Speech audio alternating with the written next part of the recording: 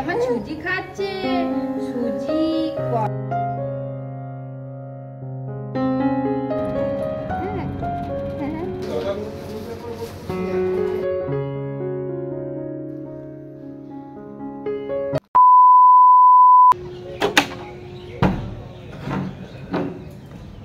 Hello everyone, good morning.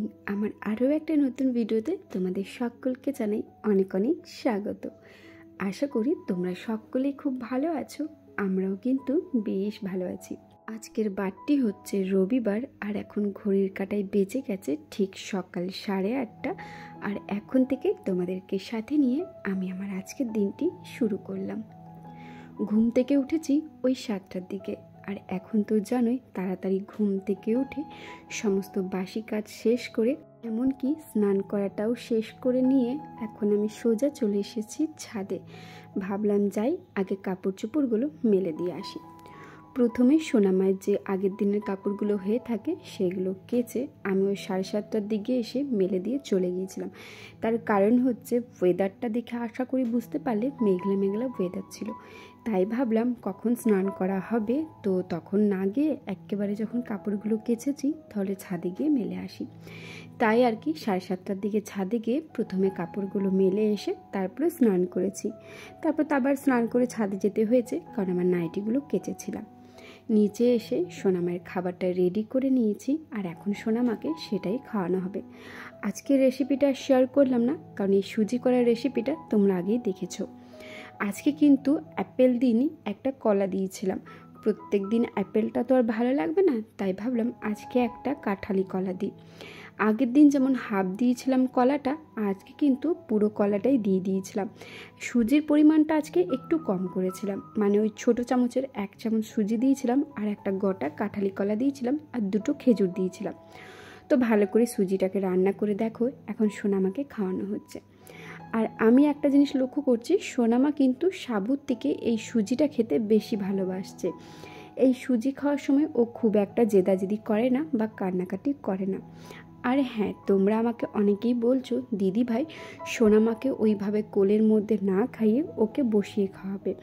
হ্যাঁ, অবশ্যই তোমাদের কথা রেখে আমি কিন্তু সোনামাকে বসিয়ে খাওয়াবো। তবে এখন তো সোনামা ঠিকঠাকভাবে বসতে পারে না, বসতে পারে তবে ভয় লাগে। ওকে ধরো সানের মধ্যে বসিয়ে রাখবো, যদি হঠাৎ করে পড়ে যায় তা মাথায় লেগে যাবে ধরো, তাই আর কি ওইভাবে এখন বসাতে চাইছি না।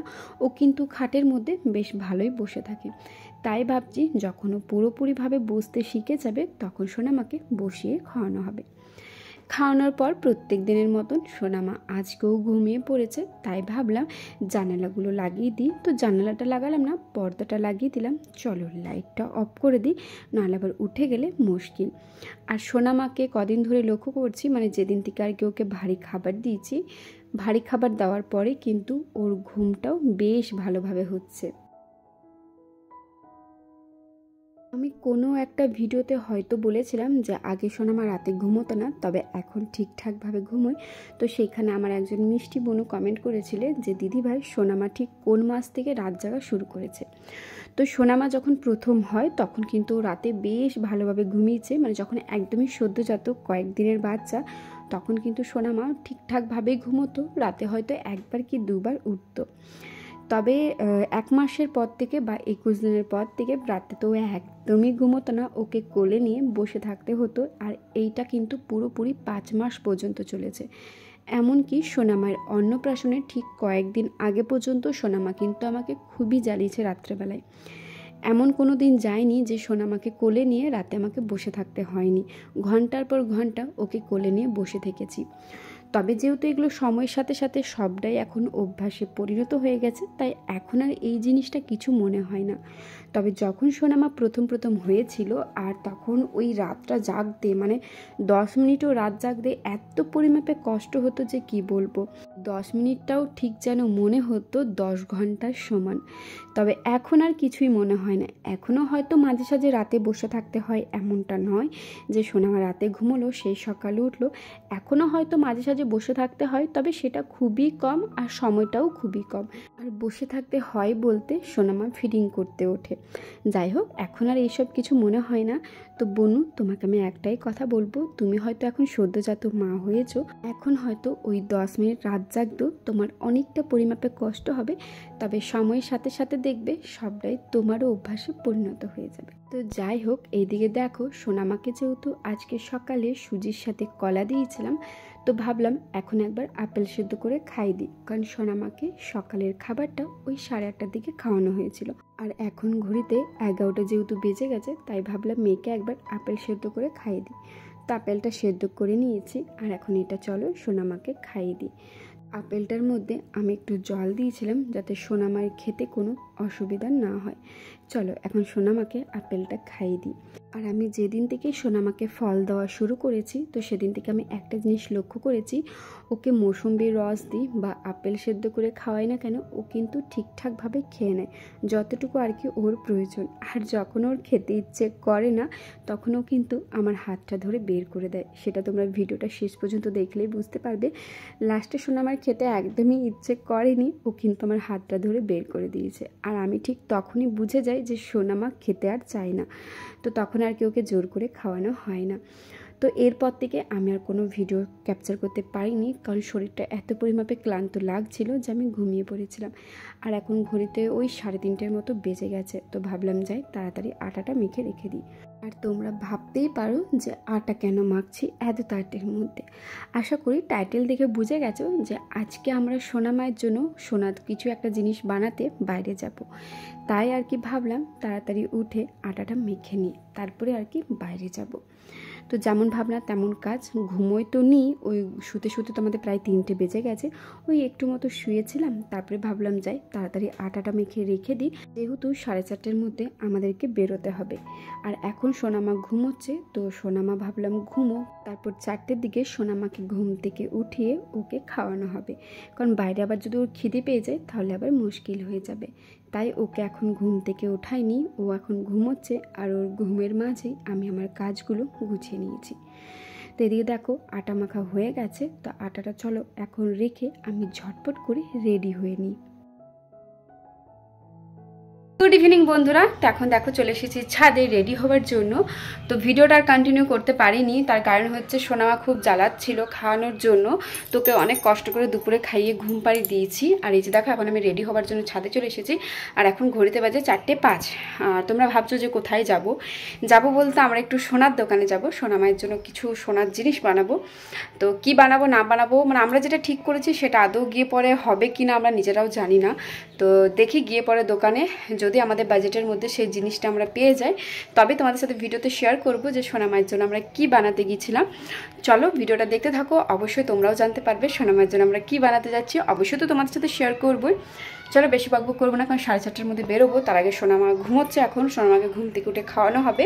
তো আমি ভাবলাম আগে রেডি হয়ে যায়, তারপরে সোনামাকে খাবার খাওয়াবো। তো চলো ভিডিওটা সাথে থেকে দেখতে থাকো, তাহলে তোমরা জানতে পারবে। আমি রেডি হতে যাব, তখনই দেখি সোনামা ঘুম থেকে উঠে গেছে। তো ওকে নিয়ে একেবারে আমি ছাদে চলে এসেছি। আর এই যে একটা ফুল দিয়ে রেখে দিয়েছি, ভাবলাম ও তাকে খেলা করুক, আমি এই মানে আর কি ফাঁকে রেডি হইনি। তো এখানে দেখো সোনামাকে একটা ফুল দেওয়া হয়েছে, ও কিন্তু ফুলটা নেবার জন্য চেষ্টা করছে। আর এই চেষ্টায় দেখো বারবার ব্যর্থ হওয়ার পরও কিন্তু ও সফল হয়েছে। ও দেখো ফুলটা কোনোভাবেই নিতে পারছে না, ও কিন্তু নিজের মতো করে চেষ্টা চালিয়ে যাচ্ছে। আর এরপর দেখো আমার সোনামা কিন্তু সেই চেষ্টায় সফলও হয়েছে। তো এইগুলো দেখে কি যে ভালো লাগে কি বলবো। আর আমি জানি এই সব জিনিসগুলো যারা আর কি নতুন মা হয়েছে, প্রত্যেক মাই আর কি খুশি হয় যখন তার মেয়ে বা ছেলে শত চেষ্টার মাঝে যখন সফল হয়। তো চলো রেডি তো আমি হয়ে গেছি, তো ভাবলাম যাই সোনামাকে সোনামায়ের ঠাম্মুর কাছে রেখে দিয়ে আসি, আর কি খাইয়ে দেবে, তারপর সোনামাকে রেডি করে দেবো। তো এখন সোনামা খাচ্ছে চিড়ে আর দুধ, মানে চিড়েটাকে ভালো করে তো আগে পেস্ট করে নিয়েছি, তো সেই চিড়ে আর দুধটা এখন সোনামাকে খাওয়ানো হবে, কারণ চিড়েটা খেলে বেশ পেটটা ওর ভারী থাকবে, তাই মাঝ রাস্তায় ও কোনো জ্বালাবে না। আর তারপরে দেখো আমরা রেডি হয়ে এখন বেরিয়ে গেছি। তো প্রথমে আমি একটা আলাদা কুর্তি পরেছিলাম, এখন চেঞ্জ করে নিয়েছি। তার কারণ হচ্ছে সোনামা খাবার পর আমার গায়ে বমি করে দিয়েছিল, তাই ওই কুর্তিটা চেঞ্জ করে একটা নতুন কুর্তি পরে নিয়েছি। আর সোনামাকে যখনই বাইরে কোথাও নিয়ে যাই ও কী পরিমাপে যে খুশি হয়। আসলে সবসময় তো বাড়ির মধ্যেই থাকে, ওরও তো বাইরে যেতে ইচ্ছে করে, তাই না? আর আমাদের যেহেতু বাইরে খুব একটা কোথাও যাওয়া হয় না, তাই ওকেও নিয়ে যাওয়া হয় না। তো ভাবলাম যাই সোনামাকে নিয়ে একেবারে বাইরে ঘুরে আসি। আমরা দেখো প্রায় পৌঁছে গেছি, আর এইটা হচ্ছে দুর্গাপুর স্টেশন। তো স্টেশনের সামনেই ছিল দোকানটা আর কি, যেখানে আর আমরা গেছিলাম। তো গিয়ে পরে খুবই ভালো লেগেছে, কারণ মেয়েদের সোনার জিনিসের প্রতি একটা দেখবে আলাদাই আর কি ভালো লাগা থাকে। তো আমরা কিন্তু পছন্দ মতো করে, মানে যেটা আমরা ভেবে গিয়েছিলাম ঠিক সেই মতো আমরা জিনিসটা পেয়ে গিয়েছি। কি নিয়েছি না নিয়েছি পুরো ভিডিওটা দেখো, তাহলে তোমরা বুঝতে পারবে। আর কেমন লাগলো না লাগলো অবশ্যই কিন্তু একটা কমেন্ট করে জানাবে। আর যদি তোমাদের কোনো প্রশ্ন থাকে তাহলে তাড়াতাড়ি প্রশ্নগুলো করে ফেলো। তো এই যে দেখো আমরা যে জিনিসটা নিতে এসেছিলাম সেটা নেওয়া হয়ে গেছে, তো প্যাকিংও করে দিয়েছে। তো ভিডিও সেভাবে করা হয়নি, কারণ দোকানটা প্রচণ্ড পরিমাপে আর কি ভিড় ছিল। তো এখানে একটা ছোট্ট ভিডিও তোমাদের সাথে শেয়ার করলাম। তো এই যে দেখো আমাদের কেনা হয়ে গেছে, তো এখন আমরা বসে আছি। এই যে আমার শাশুড়ি মা, সোনামা আর আমি। আর সোনামা গিয়ে তো খুবই খুশি হয়েছে, চারিদিকে লাইট দেখে মানুষজন দেখে। ও তো খুবই ভালোবাসে এইসব। ওর এই ভালো লাগাগুলো দেখতে কিন্তু আমাদেরও বেশ ভালো লাগে। তো বন্ধুরা আমরা বাজার থেকে অনেকক্ষণ আগে চলে এসেছি, তবে বাজারে গিয়ে আর সেভাবে কোনো ভিডিও করা হয়নি। তো চলো তোমাদেরকে এবার দেখিয়ে দিই আমি আমার সোনামায়ের জন্য কি কিনেছি। তো এই যে দেখো সোনামায়ের জন্য এই বাউঠি, এই যে দেখো এই বাউঠি রিংগুলো কেনা হয়েছে। এই যে দেখো, তো এই রিংগুলো সোনামায়ের জন্য কিনেছি। তো তোমরা অনেকে হয়তো ভাবতে পারো যে রিং কেন হঠাৎ করে কিনলে, কারণ সোনামায়ের অন্নপ্রাশনে তো প্রায় 3 জোড়া কানের পড়েছে। তার কারণ হচ্ছে সোনামায়ের পিসিমণি আর সোনামায়ের জেঠি ঠাম্মি যে কানেরগুলো দিয়েছে ওগুলো প্রায় 1 থেকে 10-12 বছর কি 15 বছর পর্যন্ত পড়তে পারবে। আর আমার মা যে কানেরগুলো দিয়েছে সেগুলো তো অনেকটাই বড়, সেগুলো সোনামার পড়তে পারবে না। তো এই কানেরগুলো কেনা হয়েছে যাতে সোনামা 15 বছরের পর থেকে এই কানেরগুলো পড়তে পারে। আর সাইজটা কিন্তু অনেকটাই বড়, আর ডিজাইনটাও কিন্তু খুবই সুন্দর। তো সামনের থেকে একবার চলো তোমাদেরকে ডিজাইনটা দেখিয়ে দিই। তো কেমন লাগলো না লাগলো অবশ্যই কিন্তু জানাবে। আমার তো খুবই পছন্দ হয়েছে, আর এই কানেরগুলো আমার শাশুড়ি মা পছন্দ করেছে সোনামায়ের জন্য। আমার তো ভীষণ পছন্দ হয়েছে ডিজাইনটা। এই যে দেখো, এখানে হয়তো অতটা তোমরা ভালোভাবে বুঝতে পারবে না। এই যে দেখো এখানে ঠিকঠাকভাবে ডিজাইনটা বোঝা যাচ্ছে না, তো আমি ব্যাক ক্যামেরা করে অবশ্যই তোমাদের সাথে ডিজাইনটা শেয়ার করব। এই যে দেখো, তো তোমরা হয়তো ডিজাইনটা বুঝতে পারবে না, তাই আর কি এই ভিডিওটা করা তোমাদের জন্য। তো আমার তো খুবই ভালো লেগেছে এই ডিজাইনটা। তোমাদের কেমন লাগলো অবশ্যই কিন্তু জানাবে।